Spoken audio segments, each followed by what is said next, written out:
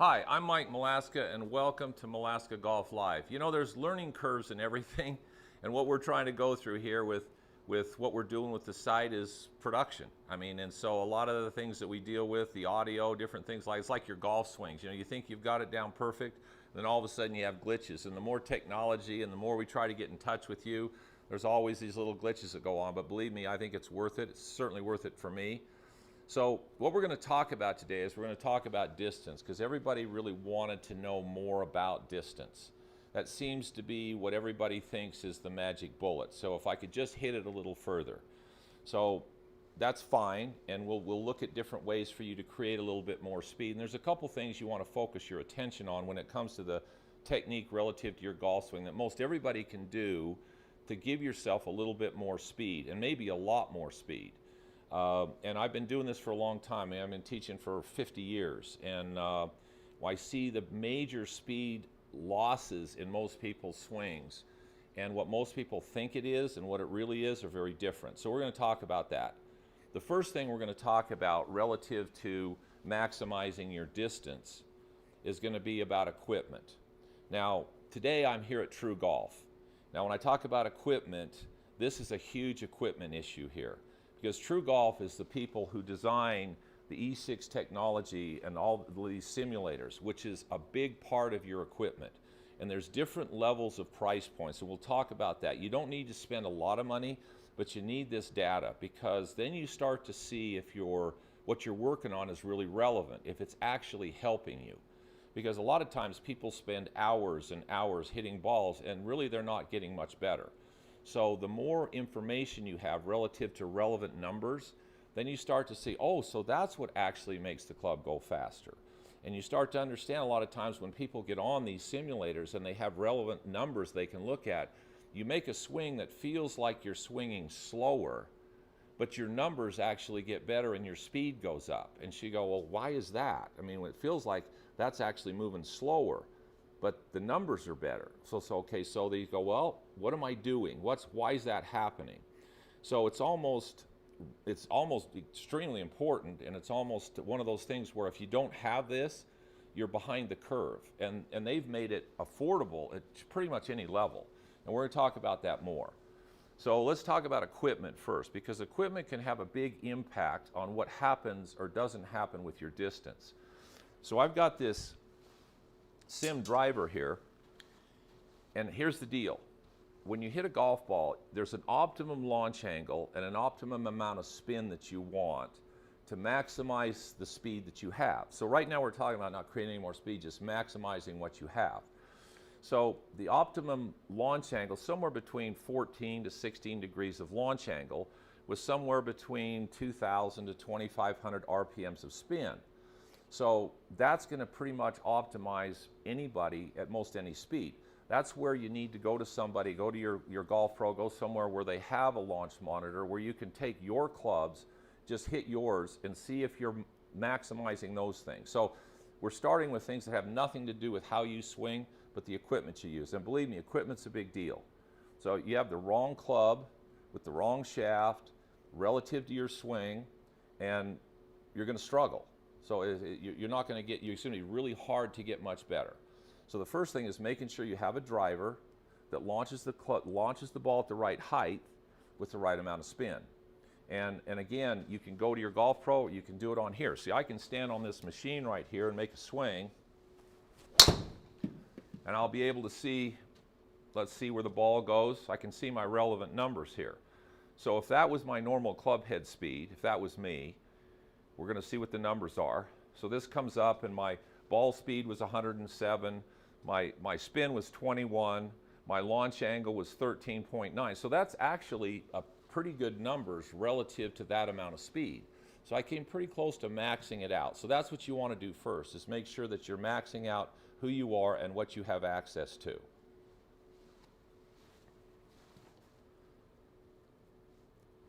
Now, we're now going to talk a little bit about the body, because as we start getting into how to create speed, there's a lot of information out there now.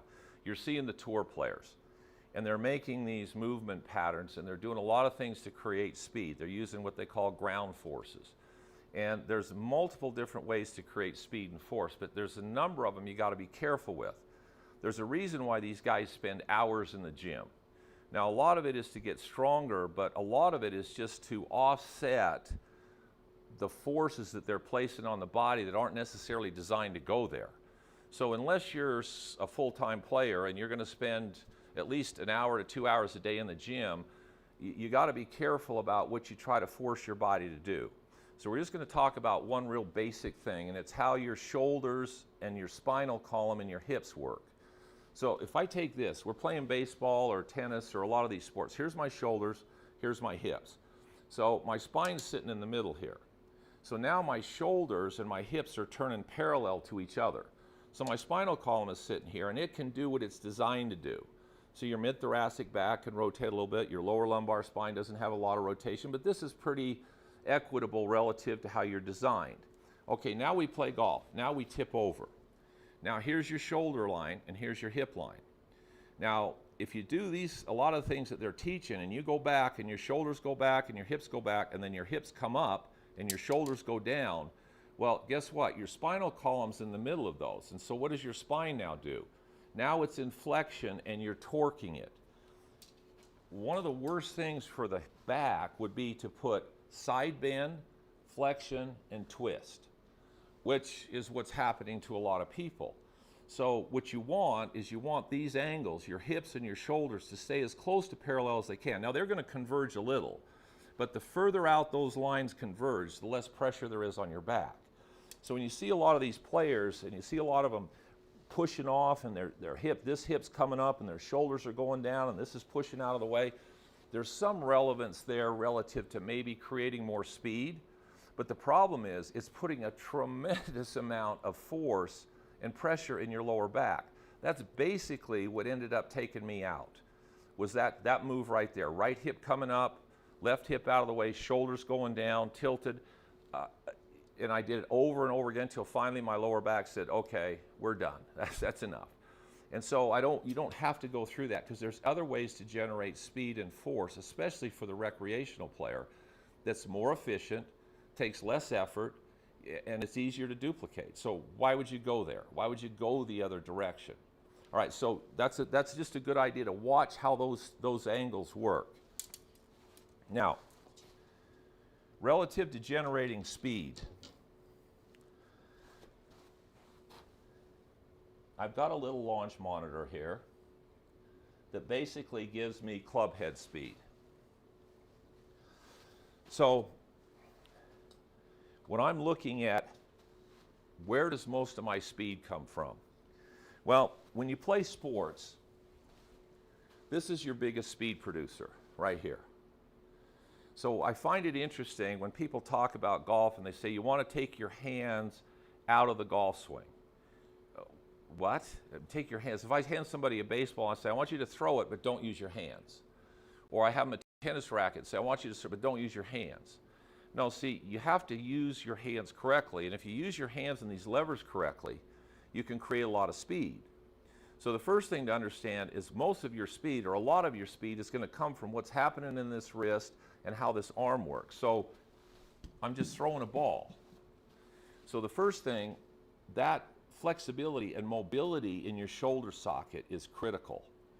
So for most of you, if you would just go out before you hit golf balls and just take a ball and throw it and feel how loose your shoulder socket is and how your wrist works, because that's pretty much what my hand and arm does when I hit a golf ball.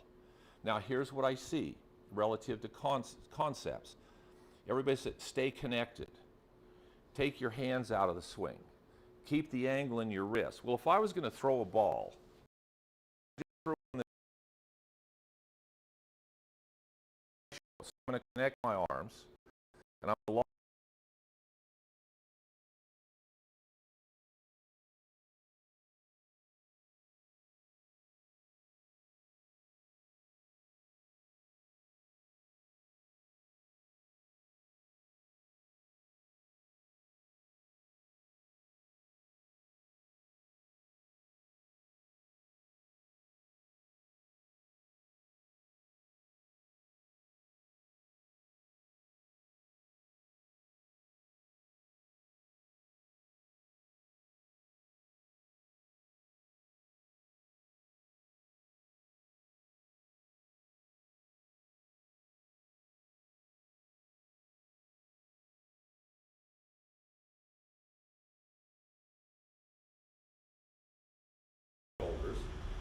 and I'm moving the club with my core.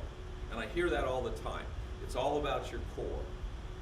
Well, no, your core is a speed producer. Your body is a speed producer, but it's not the most efficient one. And it's not the one that you're going to get the most effort out of or that get the most results out of. So it all assumes, when you look at the tour players and you look at what they're talking about, how they move their bodies, what they do to hit the ball, it assumes a level of control and competency with your hands and arms that most people do not have. Because these tour players aren't just hitting it with their body. When you watch every single one of them, their arms are taken off and the club, they're doing this, every one of them. They're not hitting it like this. Now, a lot of them will tell you it feels like they're doing that, but that's not the reality of what's going on. The biggest thing I've learned in 50 years of doing this, golf swing's invisible. You cannot see a swing. So all these pictures that we look at, these static pictures of motion activities are very dangerous because those positions are effects of things that have happened other places way before that position ever shows up. So I got trapped into that. I got trapped into looking at videos of trying to get my swing in all these positions, and all those positions created more tension, which what did that do? It actually slowed my club down, and it made me less efficient. Okay, so when you're making a swing, again, where does your speed come from? I can take this with this little club head speed analyzer. All right, so I get down here and I take this club. That's 65 miles an hour of club head speed. That was 70. 72. Okay, now there's a lot of people who play golf whose driver club head speed 70 to 80 miles an hour, and I'm sitting here doing it with what? Now, if I get really relaxed and I just sit here and see, that's clear up to 55.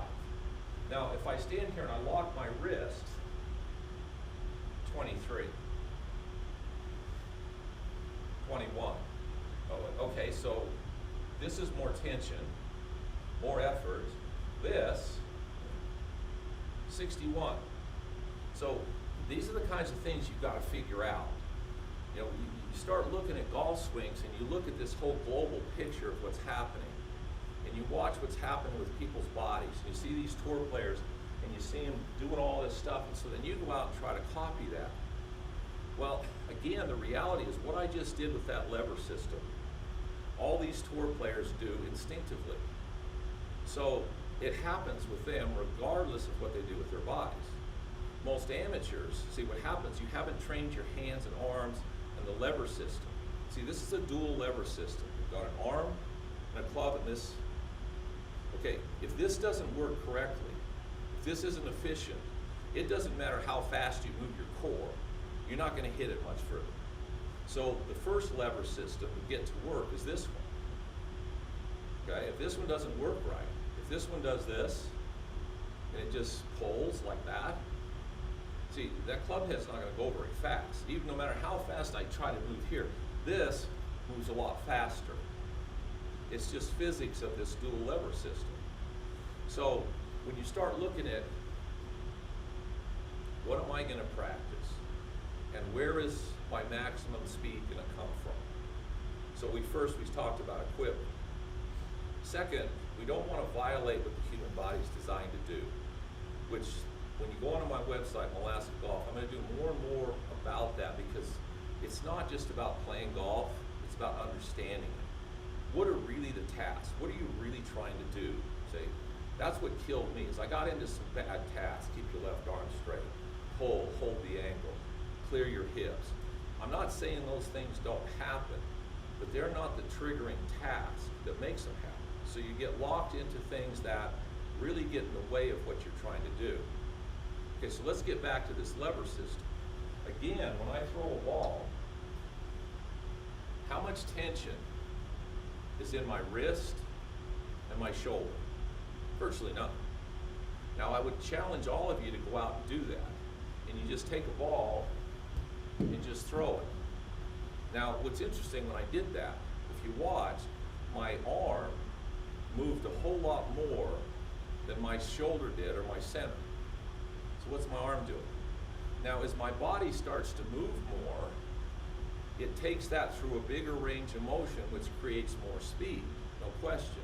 So my body can help create speed, but if I don't have this down, so if this is tight, if I do that again and show you what happens, everybody talks about take your hands out of the golf swing again. We talk about stay connected. Okay.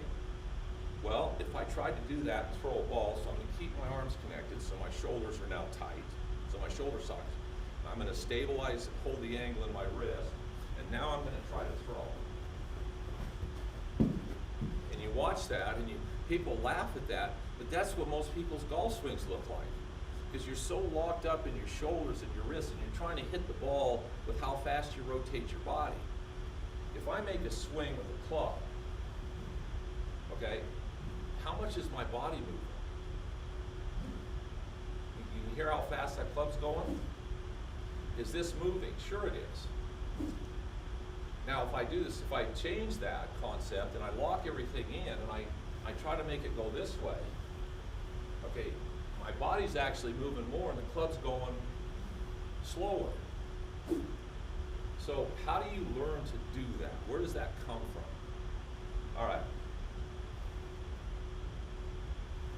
One thing I'd like all of you to do, you get a chair, you sit in a chair, you drop this foot back, and you just sit there and make swings. Now, because I have this club head speed thing here, and I have these numbers, I can hit a ball, I can see what happens with speed. So right now I'm learning how to maximize speed without my body moving much. So, I set up here, 80 miles an hour club head speed, 85, 92. Okay, now I'm up right there, over 90 miles an hour club head speed, to where most of you are standing on both feet, using your body, jumping all over the place, looking like some type of, I don't know what the heck you're trying to do. It's humorous to watch, by the way, because you're so inefficient, but your effort level is off the charts. You're watching this going, that doesn't look like much effort. It's efficient. So the first thing, you get a chair and you sit here and you just make swings and you learn how to make the club head go fast, like this. Now sitting in a chair, what can't I do? Well, I'm still using the ground for resistance. You have to have the resistance to make your arms go. But what I can't do, or what's hard to do, is twist my body. So your arms have to soften up, because if I tighten my shoulders now, I mean, I couldn't even move, because I can't make enough swing. So now I'd be stuck into this. So all of a sudden, what has to start happening with your arms? What's happening with my wrists? And again, I put that down here, 91. Most of you would kill for over 90 miles an hour club head speed. And what do? You're going to the gym, you're taking lessons, you're working on your hip turn, you're out there trying to swing as hard as you can swing. You can't make it go as fast as I can make it go. There's 67 miles an hour. Why can I do that? It's understanding this lever system. So the first thing, you're sitting in a chair, you can do it with just your right hand. And if you watch what this handle does, it comes down, it slows down, the club head takes off and it pivots. So it's doing this. Now, if I do just that, swing it easy, do that. Yes, 40 miles an hour club head speed. Now, if I take it back and I'm same arm speed, but I don't let that lever work, 15. Same arm speed. 45. 15. What would you rather have?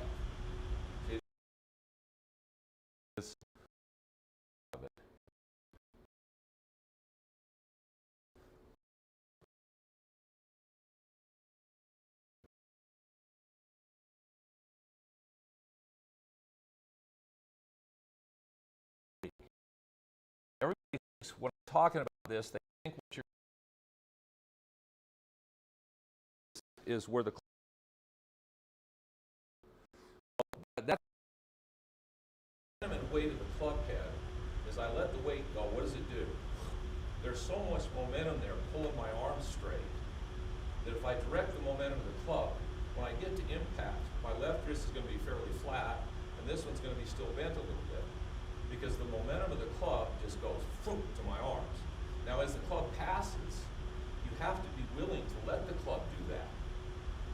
You have to be willing to let your wrist hinge, because if you try to hold that angle in your wrist, you're actually putting the brakes on the momentum of the club. So at first, if you are a little flippy, feeling-wise, I'd rather you do that and see the club head speed up than be really stable hitting it straight, but you can't hit it in place. This little lever system, when you look at tennis, when somebody serves a tennis ball, what does the handle of the tennis racket do? Okay, so they throw the ball up, and the handle goes like this. Their arm goes up, and then what does this do? It all of a sudden comes to a stop, and what does the racket do? It pivots. Okay?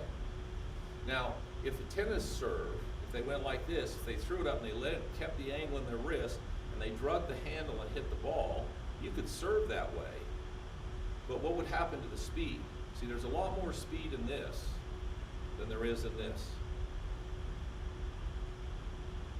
Okay, so if somebody's played tennis and I have them serve a tennis ball, and they throw the ball up, and this pivots, I go, okay, take that same pivoting action and put it down here.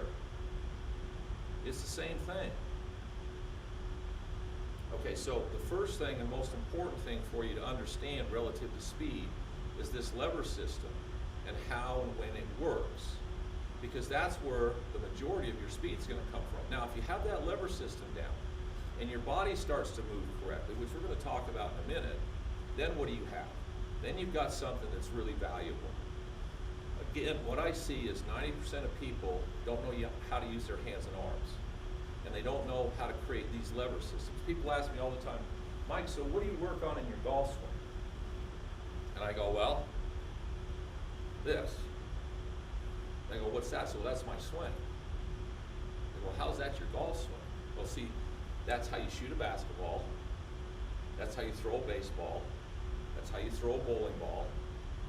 It's how you serve a tennis ball. It's also how you hit a golf ball. So my right hand is just going like this. Now, when people talk again about flipping, what they mean is the club's coming down and they force the club to go early, and so this angle unhinges early. See, if I just let the momentum of the club go and my wrist is relaxed, what happens to the weight of the club? What does the club head do? It goes down, it hinges, unhinges, and rehinges. So I'm going to say something here. I want to see you flip a lot. It's just when it flips. And I'm going to teach you in a minute how to coordinate the action of your hands, the momentum of the club head, and what your body's doing. It's a pretty simple movement pattern. And most people, again, don't pay any attention to it because they're trying to do things not relevant to this particular pattern. So that's not a flip. This is not a flip. Flip relates to, in golf, relative to the angle of your wrist unhinging a little early. Well, if you force the club to go, that might happen. But when I swing, I let the weight of the club swing. So I'm just directing the momentum and I let it go. And the momentum of the club straightens my arms out at the ball. So it's not going to go this way because the momentum of the club won't let it do it. So if you learn to use the momentum of the club, it times the release pattern in your hands, or the action of your hands. So there is a point in time, once you get the momentum of the club working correctly, that you feel like your hands are really quiet. The reality is they're not quiet. They're just not having to force or catch the club up because you're learning how to use the momentum of the club. All these tour players are masters at learning how to direct momentum and get it into a pretty good arc where the momentum of the club and the speed they generate makes a lot of things happen for them. Most amateurs are terrible at that. Okay, so we talked a little bit about how your wrists work.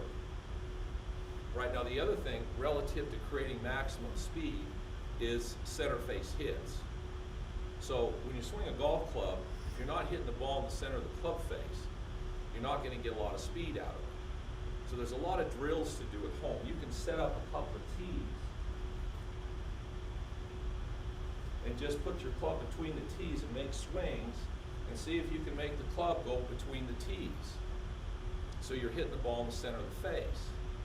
Right, so once you get where the lever starts to work correctly, then you start to get your path of your club to work right. So now you got to get your arms swinging in the right arc, which is a huge deal.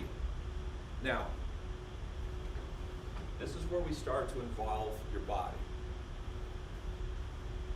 And here's what's interesting. We talk about the importance of turn. Here's what I found. A lot of people are trying to tell themselves how to do something they already know how to do. And so if I tried to explain to you how to walk, and I did it in an anatomical format, in a scientific format, and you listened to it, then I had you repeat it and repeat the muscle firing pattern as you tried to lift your foot, you'd probably stand there and all of a sudden you couldn't walk. Because now you're trying to process a pattern that you already know how to do. And so what happens is you get locked up. All right, so if I had somebody stand with their hands here and you were holding something, and I said, well, okay, we're going to take this and we're going to put it on a shelf back here. So put it on this shelf. And they put it on the shelf. You say, okay, did your body turn? And they go, yeah, I guess. Did you try to turn it?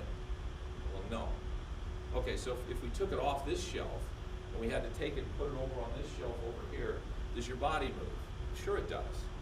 But you don't have to think about it. So the fact that we're standing there thinking about trying to make our body move, if your arms move in a certain area and your arms are going from here to here, it's likely that your body is going to pick up the motion of it. Now I have a new granddaughter. She's just going to be a year old, and I've been filming the process of learning. And I've known what it is, but now I'm going to see it, and I'm going to help a lot of you with this, because we learn movement patterns from tactile in. We don't learn them from core out.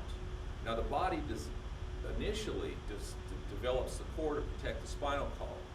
But here she is as a baby, and as she starts to get control of her hands and arms, what starts to happen? Well, she wants to reach for something. She can't quite get to it, so what does the body do? It goes, oh, okay, here we go. So all of a sudden the body starts to come into play because it starts to assist what you're trying to do with your hands and arms. Okay, so if these know what to do and they know the arc they're supposed to swing in, guess what starts to happen? Your body starts to move to accommodate what you're doing with your hands and arms. Now, we're going to start talking about how your body moves. So first we've got this lever system. Now we've got your hands and arms swinging in an arc that's a consistent arc, right?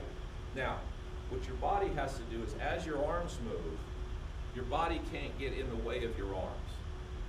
What do I mean by that? Most of you have taken lessons. You've heard of what they call early extension. So people set up, they make a swing, they come down into the ball, and they're trying to get off their right side and clear their hips. So what happens? You move your body closer to the ball. What does that do to the path your arms are on? It gets in the way. So what has to happen is if my body moves out, my arms usually move out. So most amateurs, as soon as their body moves out, your arms go out and you come what they call across it or over the top. Now, if I go back and my right hip gets pushed out of the way and I create all this space and I swing my arms into that space and I let my body go, that's about how simple the golf swing can be. So when you try to force your hips to resist or go, most of you get in trouble, because your body's moving incorrectly or in the way of what your arms are trying to do. So you have to clear space. So when you set up, when you go back, you've got to get this hip out of the way enough to clear space for your arms to swing on the right path into the ball. Everybody's talking about shallow the club. Well, what the heck does that mean? Well, it's the angle of approach that the club has into the ball. So when you're trying to get a shallower angle of approach, you have to have your body out of the way so that your arms and the club can come shallower into the ball, more from the inside, which is what most everybody's trying to do. Now, if your body moves in your way, I mean, I guess you could drop the club behind your hands, and yeah, on TrackMan it would say your numbers are better, but your body's in your way. Okay, so you got to keep your body out of the way of your arms. So I'm set up, right hip gets out of the way, left hip gets out of the way. Now, we're going to go back to speed, because this left hip thing, when I swing, when I come down into the ball, it's like the club shaft, the club, and my left hip are together. So as the club comes into the ball, my left leg pushes my left hip out of the way. Now I'm not trying to turn my hips. See, this is twist my hips. I'm pushing this hip socket back and out of the way. And that timing of those two things is what creates the acceleration. That's the snap of the towel. So the people who are talking about the club's flipping, well, the reason it flips is because you get right here, and this leg doesn't keep pushing this hip out of the way. So the momentum of the club takes off, and what happens? The club flips. So the club passes your hands. Now, if I come into the ball, and as I'm coming to the ball, my left leg pushes my left hip out of the way, all of a sudden the club is stable, my wrist does what it's supposed to do, and the flipping action, or the hand action, happens at the right time. So timing this motion, this leg, pushing this hip out of the way, now has nothing to do with straightening your leg. Your leg might straighten a little, but I can straighten my leg, and my hip doesn't do anything. See, I straightened my leg, my hip didn't move. So it's not straighten your leg. And you don't want to get here and try to twist your hips, because my hip didn't move out of the way. So your body works in straight line forces. That's what it knows. So when I'm swinging, everything I'm feeling is 90-degree angles. So when I go back, what does it feel like? My right leg is pushing my right hip out of the way. When you look at it, what does it look like my hips did? They rotate. Was I, when am I trying to turn my hips? I don't feel turn, nor did Nicholas. Jack told me he's never felt his hips, especially on the downswing, unwind. Do his hips unwind? Sure they do. But they do it because of how he uses the ground and where he pushes his hip sockets. So I push my right hip out of the way, and then as I'm coming down, my left leg pushes my left hip socket out of the way. But I don't feel any pressure in my lower back, because I'm not restricting my hips, and I'm not trying to get off my right side and clear my hips. So that little move, timing this lever system with how this leg pushes away, that's when you start to maximize the lever system. Now, if this happens too early, you leave the club behind you. So those forces don't match. If it stops, you flip. So that becomes a very important part of this whole deal. Now, we're going to get back to simulators. What you need to do, whether you have a club head speed analyzer like this little one here, it's a radar swing speed, or you have a big simulator like this, or what True Golf has is it's an in-home system. And what you want to be able to do is you want to be able to try these things and be able to monitor what's happening with your actual club head speed. Now, if your club head speed goes up when you're doing something, you might want to go after it. But if you make a motion and your club head speed doesn't change, and you're putting more effort into it, why would you go after that? Because a lot of times what's misleading is effort relative to results. So when you watch good players, what do you notice? Well, they stand there, they make a swing, they look effortless, but they create a lot of speed. What do you notice when you see amateurs? A lot of effort, not a lot of speed. So again, what creates that speed? So with True Golf, this in-home system, this is why I really like this. We're hooked up to an analyzer here, so I set up, I get this set up, and then when I swing, it basically does exactly the same thing this is doing. Now that's going to tell me, if this was a full club, it's going to tell me what distance it went, it's going to tell me my club head speed. See, there's all my numbers right there. All right, so I can take this in-home system and I can set it up and I say, okay, I'm going to try to hold the angle in my wrist. And I give it a swing and I go, okay, what did that do to you? How far did that go? And you watch it. And you do the same thing with the big simulators. So we watch the numbers. and you go, oh, 190 some odd yards. Okay, so now this time, I'm going to do this one, and I'm going to just feel like I just hit it with my hands. Very little effort. So my body didn't move much. But let's see what kind of club head speed that generated.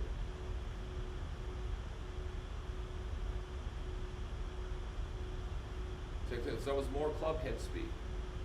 Okay, so you start playing around with this thing, and you can find out what really creates speed. And this is where this has really helped me, because I have a studio that has force plates and all these different things, and I'll stand there and I'll try things, because I want to see, I'm trying to keep my distance up and trying to keep my game as good as I can keep it. So I'll try different things, and I see what the numbers say. Now, a lot of times it feels to me like, oh my gosh, the club head speed went way up. What actually happens? It doesn't do anything, or a lot of times it goes down. So you got to be really careful about where you're going with speed, and that's where these things start to be really valuable, is they actually tell you if what you're doing is giving you the right impact or the right input.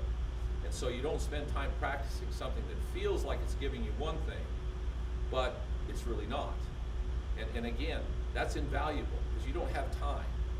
All right, so we've got a lot of little different things here, and I want to just do a little bit of a review, and then again, if we have any questions, I'll try to take some questions. One thing that's critical when it comes to speed, you can't have tension. I don't care what sport you've ever played. If there's tension in your hands, arms, and shoulders, you're not going to create much speed. So the first thing you have to be aware of is, what's the tension level that I want? And basically, the tension level you want in your hands, arms, and shoulders and body is the same tension level you'd have to throw a ball. And when I have most people throw a ball, the tension level relative to their golf swing changes dramatically. It goes way, way down. All right, so the first is identifying the tension level that you need. Then we're talking about, once the tension level's gone, now what do you have? You have mobility in these joints. So because we have mobility in these joints, now all of a sudden you have full range of motion of the joints. So now what can happen is you get the most out of the joint capsule and the lever system that you're trying to use. All right, so once you kind of know the tension level that you want, now you've got to figure out, how am I going to create speed? First with my hands and arms. So if you, like I say, if you just sit in a chair and you feel how this works. So my right arm folds, this lever works, my left arm's fairly straight. Then basically I'm almost throwing the club head out here, and it runs into the ball, and then what happens? My left arm rotates and folds, my right arm straightens. What's my chest doing? Isn't doing much through that area. So you figure out, how do I create this speed with this? Now, once you can create that speed, then you say, okay, now what I want to do is, now I want to make a little bit bigger swing, so now I'm going to involve my body a little bit.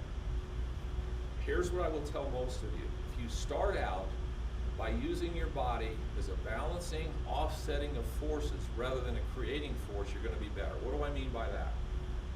When I swing back, as the club's going back, as it's going this way, I'm pushing away from the club. So as the club goes back, my right leg's actually pushing my right hip this way. Now there's force in my right foot, but I'm pushing away from the club. Now when the club starts down and it's coming into the ball, this leg is then pushing away from that force. So I'm constantly pushing away from the momentum of the club. Okay, that's simple physics. When I go the opposite direction, something's going. That's the snap of the towel. It starts to accelerate it. What I see with most people is they set up, they go back, and then they try to fire, and everything's going the same direction. So the momentum of the club, and everything's going the same direction. Well, you don't actually create more speed, you actually put the brakes on the club. So the first thing, get the tension out. Second thing, get the lever system to work. Third, start to get your body to move so it's the center and it stabilizes the momentum of the club going around you. So it's a stabilizing force, your body, rather than a speed producing force at first. Now once you get pretty good at that, All right, now we maybe talk about some of the things the tour players do. Now, we've had a number of questions. Is there a difference, Cole asks, is there a difference getting speed with a driver versus iron or fairway shots? It's the same. Speed is speed, levers are levers. Physics, gravity, momentum, they don't know what club you're using, they don't know what you're trying to do, they only know how those forces work. So when I create speed with a 7-iron, it's the same way I create speed with a driver. They're all the same. That's why once you feel how those forces work, it's like riding a bike. You don't forget them. I really don't have rounds where I play terrible anymore, I hit it bad. Because I can feel how that club moves around me, and I can feel how my body moves to offset those forces. And when I tune into that, the positions of my swing are significantly better, and I'm not even trying to hit them. So it is the same. Now Dave asks, can you incorporate the Malaska move with the stack and tilt swing? Well, okay, let's talk about method. There's a lot of ways to swing a golf club. And I'm not gonna say there's one right, one wrong. But here's what I do, and here's what I'm doing on my site. I've had a very interesting career. I've learned a lot about the human body. I've taken a lot of lessons.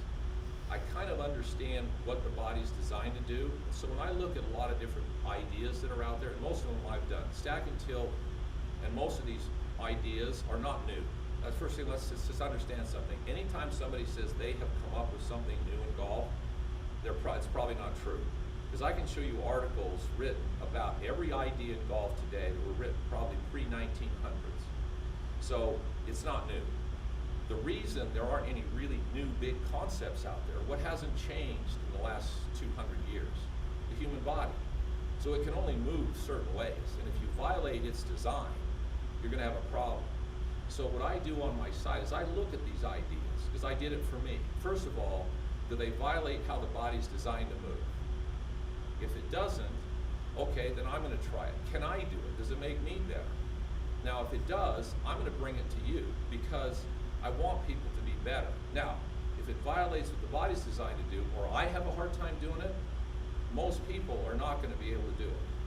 Because I've spent a lot more time than most of you have hitting golf balls, training my hand, and I've got at least average to above average hand-eye coordination.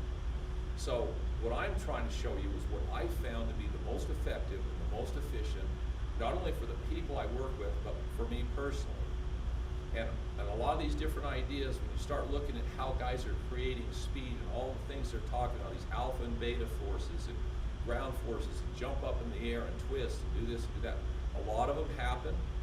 A lot of them biomechanically are correct, and you can create speed that way, but there's other ways to do it that are safer, that are more efficient, or at least as efficient, and I'm gonna stick with those. So my commitment to everybody is to research and watch what's out there, and if something's better, I'm gonna go with it.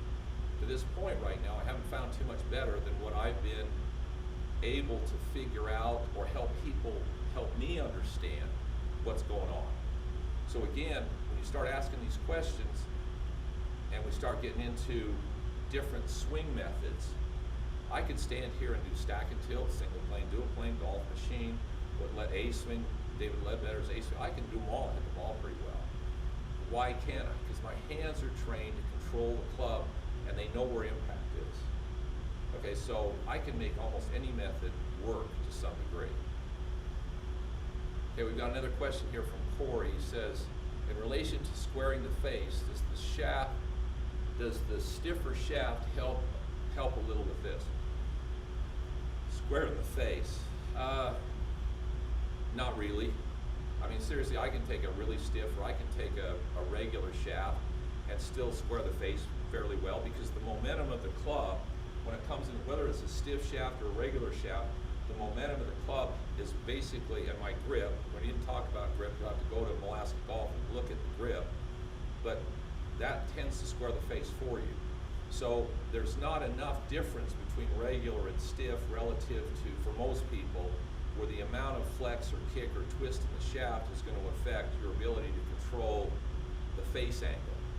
Now, it's the same with trajectory control. I mean, there's all kinds of ideas about stiffer shafts do this. Yeah, if you're that good. I mean, tour players will have certain shafts in their shorter irons and certain shafts in their longer irons. Why?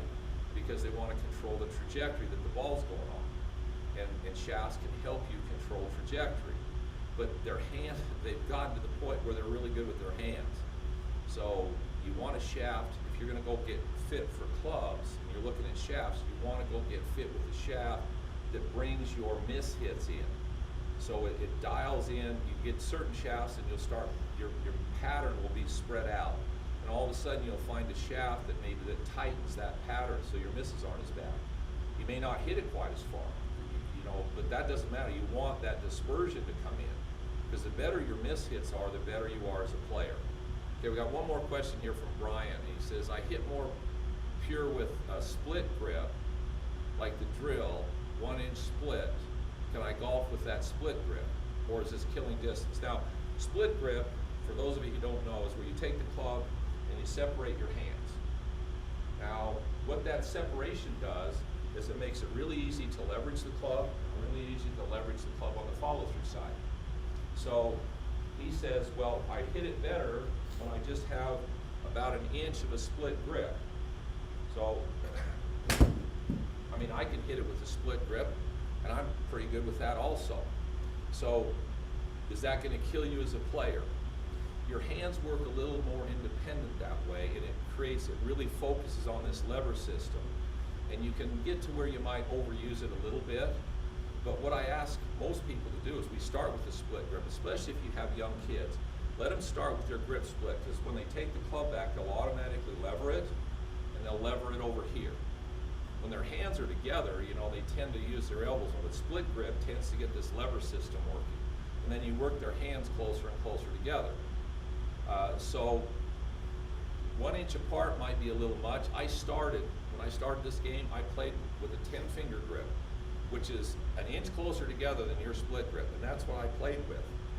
College All-American, won our state open with a 10-finger grip. Now, they had me put my hands together or overlap this finger. That got my hands to work a little more together, okay? But it's not a necessary thing. There are a lot of players that I start with split grips. So you just play around with it and find what works for you. Okay, first of all, I want to thank you everybody for tuning in. Sorry about the technical difficulties with sound. It's something we're going to keep working on. Again, True Golf, I can't tell you how much this has helped me. And if you go to their website and you just type in, you go to their search, you go to their store, and you just type in Malaska Golf. There's a discount for the in-home swing unit. There's also a discount for their simulators. I mean, this is a great product. This in-home swing unit, I mean, most of you can certainly afford it. It's way under 500 bucks. It's something that you can practice at home. You don't need a lot of space. It gives you relevant numbers. Relevant numbers are the key. Now, this type of simulator situation, it's interesting where the cost is going with a lot of these things. What's the biggest roadblock for most people in golf? It's time and cost are the two biggest things. And they say the game's really hard, which, yeah, it's hard, but it could be a lot easier. So the time and the cost. If all of a sudden you have access to it, and you can go out when you want to go out in your garage, it doesn't take a lot of space, and you can hit balls, and you can actually get better hitting balls in your garage than you do on the range. Why? Because you have relevant numbers. And the prices now are to the point where if you're serious about golf, and you want to have time to practice, and you want practice to be relevant to your time and not having to drive to the golf course, then these simulators, and simulator's a bad word now. I've told these guys at True Golf, somehow we got to figure out how to get rid of that simulator, because that kind of means it's not quite golf. This is more golf from the numbers perspective and the learning perspective than golf is itself, because when people are out playing, they really don't know what happened to a shot. I mean, they see where it went, they don't know what caused it. So again, go on to True Golf's website, take a look at it. When you're practicing for distance, start with the lever system. Make sure that the tension's out and you've got the lever system working. Be really careful about watching what you're seeing on TV relative to what the tour players are doing and what the biomechanics people tell you is the most efficient way to create speed. I'm not going to argue with whether they're right or wrong. They're probably very right. The science is correct. But here's what I've also learned. Science is the study of what's happening. It's not necessarily the way to do it. So down the road, look at Malaska Golf. Don't just play golf, understand it. We look forward to the next show. We're going to keep trying to work on this audio and get all the glitches out. And it's all about me helping you play better golf and enjoy the game.